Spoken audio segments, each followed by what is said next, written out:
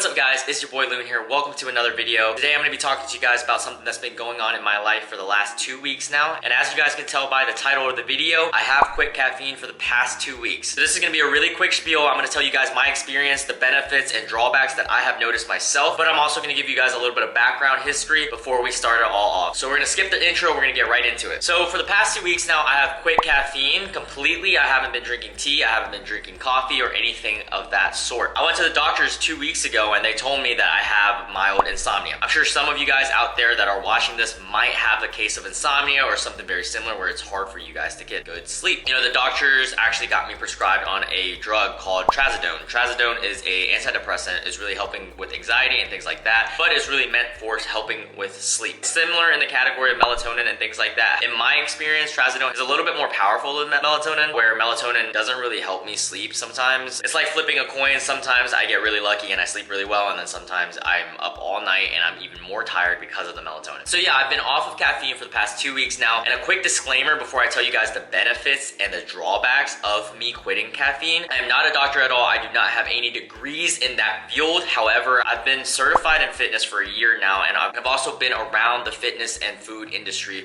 for 2.5 years. If you guys have ever watched the start of my channel, as a lot of it is food and fitness oriented, so I felt like this was a great topic for me to talk to you guys. And again, with this disclaimer, I want to tell you guys that every single person is different. Not everyone is going to be the same and have these same effects. This is just my experience, and I hope that this helps someone out there. First, we're going to talk about the drawbacks that I noticed when I started quitting caffeine. The workouts that I would have, I found it, especially at the beginning, really tough to get through the end of the workout, and oftentimes I would want to skip. I really wanted to skip abs, so I put abs at the end of my workouts every time, and I would want to skip that. I remember when I was drinking caffeine, I kind of used that caffeine midway through my workout to push through and get everything done. I had enough energy through the caffeine high that I would get through, finish it all out, and then I would come down after. So that is definitely a drawback. I've learned to kind of work with it. I kind of just force myself to go through and work out. Although I have been getting these minor headaches whenever I would work out a little bit too intensely, but I personally don't think that's related to me coming off of caffeine at all. So another drawback is connected to intermittent fasting. This isn't the biggest drawback. A lot of my audience out there, you guys know that I'm huge into intermittent fasting, and I'm sure some of my viewers right now, you guys are intermittent fasting as well. And I'm not saying stop with coffee or anything like that. I'm just saying it's a little bit tougher to intermittent fast when you don't have caffeine, because caffeine blunts your hunger, and I used to use that to get myself through the fasting window.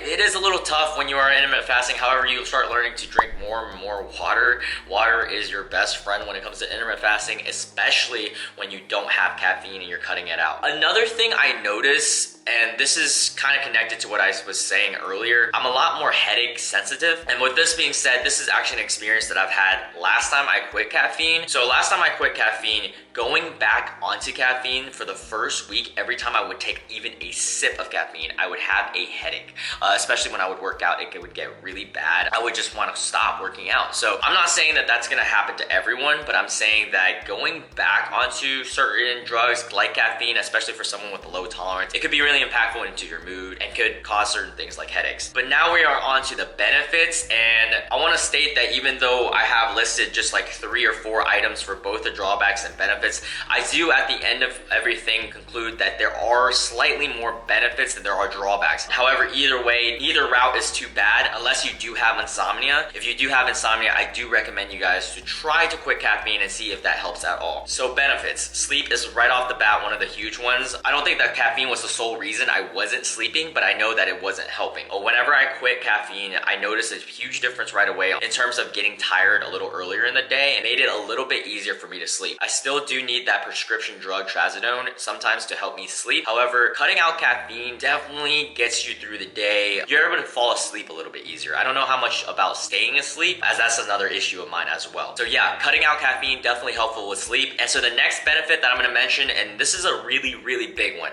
is dependency. This connects to almost any drug, anything, any habit that you do. You never want to become too dependent on something where you depend on a drug or a specific feeling off of a drug like caffeine. It can create a negative relationship. And how I know this is because when I first came off of caffeine, I almost had this feeling like, oh my gosh, I need it. I needed to get through my workouts. I needed to get through the day. I would feel groggy throughout the day, you know, especially 4 or 5 o'clock hits when I'm still haven't eaten yet. that. And what I'll say is that, you know, it's good to not depend on things. So this is huge, key to not only just caffeine, but in life in general. You don't want to depend on anything, anyone too much. That is a huge benefit when you cut out caffeine. You have that self-control. You know, hey, I can do it. I know a lot of people out there drink caffeine almost every single day. They say, no, I can't quit. I don't want to. It's too good, this and that. And I'm not saying that you should quit. I'm just saying knowing that you can quit is very important, not only for the dependency sake,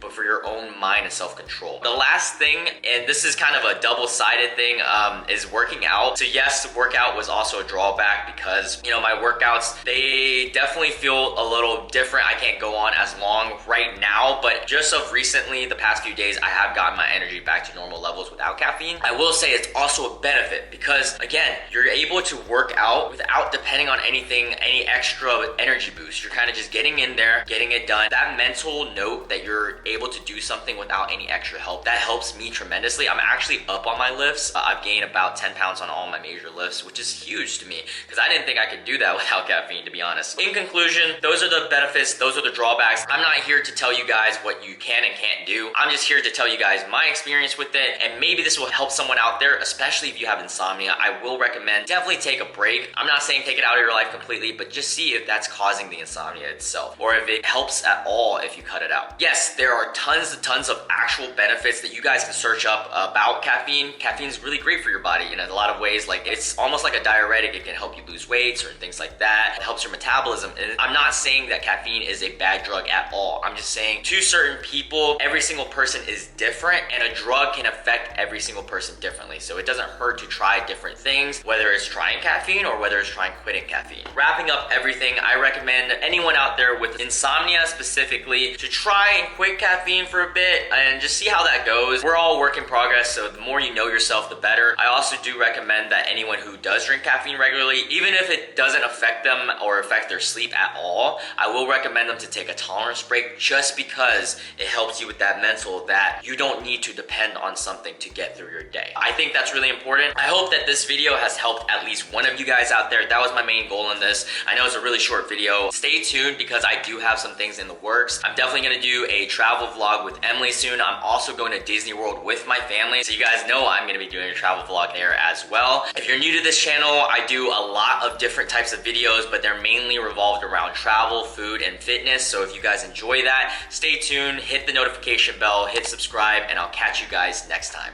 Peace. For the profits, ain't no way we break the code. Keep your pockets like the tropics, don't let rocks disrupt your flow. We was outside with no options, all we knew was get and go, but these haters try